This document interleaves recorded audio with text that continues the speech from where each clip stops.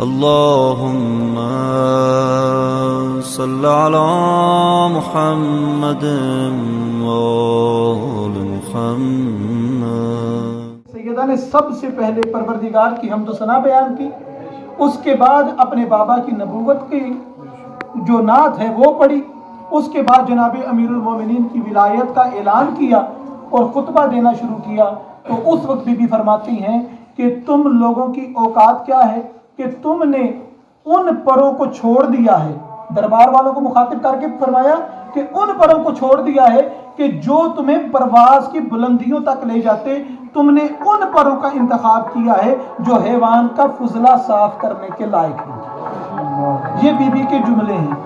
Be be فرماتی ہیں کہ تم لوگ کیا تھے، تم لوگ دبک کے بیٹھ جایا کرتے تھے، جب میرا شوہر علی آتا تھا تو تم پھر دلیر ہوتے تھے، تم جنگ ہار چکے ہوتے تھے، میرا شوہر آتا تھا وہ جنگ تم جیتتے تھے۔ تم کیا تھے کہ وہ جو بارش کا پانی گڑوں کے اندر کھڑا ہو جایا کرتا تھا تم وہ پیا کرتے تھے، میرے بابا نے آ کے تمہیں ایسا کرنے سے منع کیا۔ تم ایک دوسرے کے منہ سے نکلا ہوا نوالا اٹھا کے کھا لیا کرتے تھے، میرے بابا نے تمہیں بتایا کہ یہ کام ٹھیک نہیں ہے۔ تم جہالت کی تاریکیوں میں ڈوبے ہوئے تھے، میرے بابا نے اور میرے شوہر نے تمہیں بتایا کہ انسانیت کسے کہتے ہیں، زندگی کسے کہتے ہیں۔ یہ تمام معاملات جناب سیدہ نے بیان کیے۔ اور ابھی بچے جو سوز پڑھ رہے تھے اس کے اندر ذکر کیا کہ جناب سیدہ نے آخر میں سند پیش کی تھی کہ میرے بابا مجھے لکھ کے دے کر گئے ہیں، یہ سند ہے۔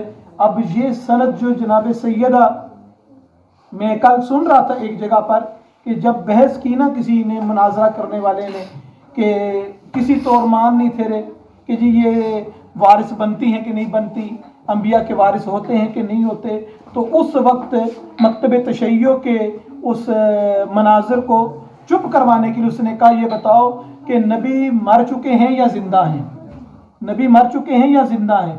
تو اب اس مکتب تشیع کے مناظر نے کہا کہ نہیں، میں گواہی دیتا ہوں کہ نبی زندہ ہیں، مرے نہیں ہیں۔ تو کہا پھر کیوں اس پر جھگڑتے ہو کہ وراثت کس کی بنتی ہے، وراثت بنتی ہے کہ نہیں بنتی؟ جب تم نبی کو مردہ ہی نہیں مانتے تو سیدہ حقدار کیسے بنتی؟ جب نبی زندہ ہیں تو سیدہ کا حق کیسے ہوا؟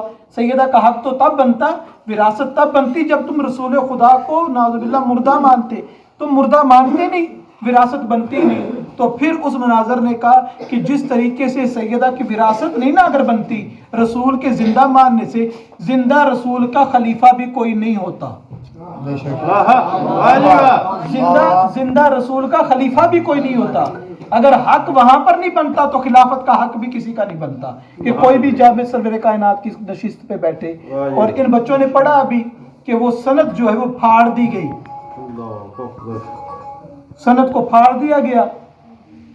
دیکھا میں نے ایک کلپ کے اندر کہ ایک عالم دین نے وہ کاغذ کا ٹکڑا لے کر نہ پھاڑ کے پھینکا، وہ ممبر سے اترے، زمین سے ٹکڑوں کو اکٹھا کیا اور پھر ممبر پہ آ کے بیٹھے، اور جتنے مومنین بیٹھے ہوئے تھے ان سے آ کے عرض کرتے ہیں کہ مجھے یہ بتاؤ کہ مجھے کتنا وقت لگا ہے کہ یہ کاغذ اکٹھا کر کے ممبر پہ واپس آنے تک؟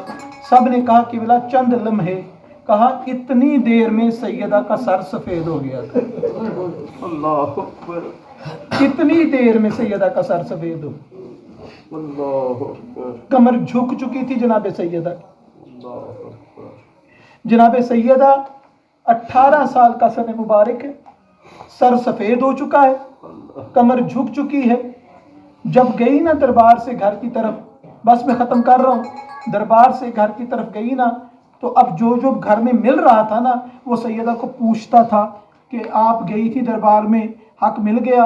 آپ گئی تھی دربار میں، حق مل گیا؟ تو اس وقت جناب سیدہ فرماتی ہیں کہ خاموش رہی، بی بی چلتی رہی، اپنے کمرے میں اپنے حجرے میں جا کے بیٹھی نا تو جناب زینب سلام اللہ علیہ آئی ہیں، چھوٹا سا سن مبارک ہے، پوچھتی ہیں اماں آپ حق لینے دربار میں گئی تھی، مل گیا؟ اس وقت اپنی شہزادی کو گلے سے لگا کے بی بی کہتی ہیں کہ زینب بیٹا مجھے ساری دنیا پوچھے نا کہ دربار میں کیا ہوا، زینب تو نہ پوچھ۔ کہا اماں کیا ہوا؟ کہا میں آج ایک صحابی کے دربار میں گئی تھی، میرا سر سفید ہو گیا۔ زینب کل تو شرابی کے دربار میں جائے گی، نہ جانے تیرا کیا ہوگا۔ اللہ لعنت اللہ علی القوم الظالمین۔ اللہ